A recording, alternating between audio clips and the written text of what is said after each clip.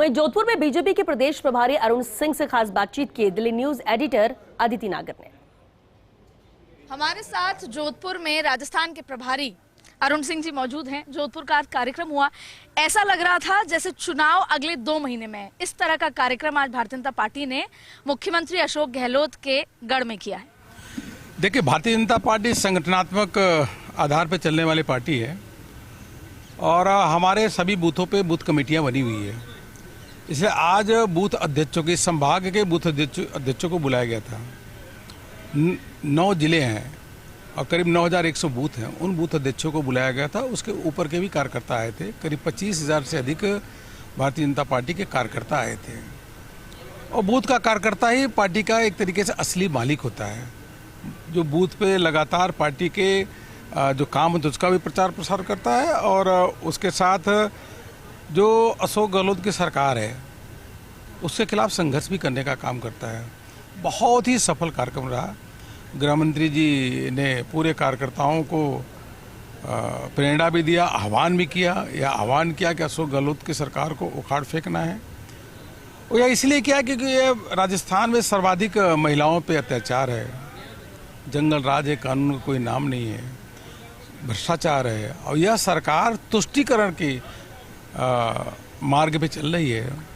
दंगे होते हैं, दंगों को रोकने का काम नहीं करती। पीएफआई का जाल फैला हुआ है, कन्हैया की हत्या हो जाती है। तो पूरे तुष्टीकरण पे चलने वाली सरकार गहलोत सरकार है, उसको उखाड़ फेंकने का कार्यकर्ताओं ने संकल्प लिया गृह मंत्री जी के समक्ष। गृह मंत्री जी ने आज अपने भाषण में एक बात कही कि अशोक गहलोत जी अगर अभी भी सरकार छोड़ने को राजी हैं तो भारतीय जनता पार्टी सरकार बना लेगी। सर, चुनाव से या बिना चुनाव करे सरकार बनाने को तैयार? गृह मंत्री जी ने राजस्थान की जनता की आवाज कही।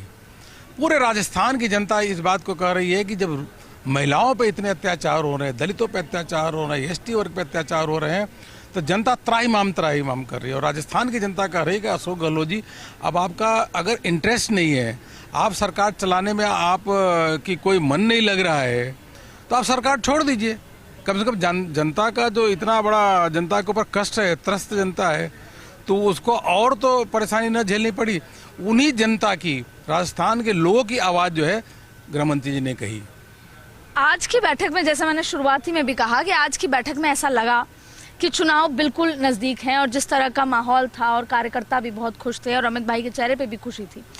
लेकिन कहीं ना कहीं आप प्रभारी होने के नाते आपको लगता है कि अगर केंद्र नेतृत्व आता है तो बदलाव दिखता है, लेकिन जो पार्टी का जो प्रदेश का नेतृत्व है वो अशोक गहलोत सरकार की कमियां जो आप गिना रहे हैं उसको उस तरीके से सड़क पे ला ही नहीं पा रहा।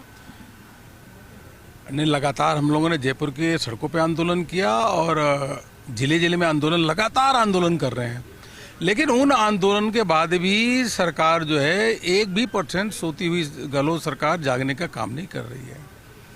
और जन आक्रोश रैली के माध्यम से, जन आक्रोश सभा के माध्यम से और आंदोलन को तेज करेंगे। 2023 की तैयारी है, 2024 की तैयारी है। राजस्थान से 25 सीटें आती हैं, पिछले 2 बार में ही 25-25 सीटें आई हैं, लेकिन यहाँ पे अशोक गहलोत है, उसको लेकर कोई स्ट्रैटेजी अलग है क्या पार्टी की? ऐसा नहीं, पहले हम 2023 का चुनाव जीतेंगे और 2023 का प्रचंड बहुमत के साथ, 2/3 बहुमत के साथ हम चुनाव जीतेंगे और वह इस विधानसभा के चुनाव जीतने के बाद फिर लोकसभा की सभी सीटें माननीय प्रधानमंत्री जी के नेतृत्व में हम जीतेंगे। एक आखिरी सवाल, लेकिन क्योंकि आपके लिए कहा जाता है कि आप बेबाक जवाब देते हैं, मैं बेबाक जवाब चाहती हूँ कि एकजुट दिखे, एक जाजम पे सब दिखे, चाहे केंद्र नेतृत्व था या प्रदेश नेतृत्व, लेकिन वो जो सवाल हर बार होता है कि चेहरा कौन होगा या कोई बड़ा बदलाव होगा क्या प्रदेश संगठन में?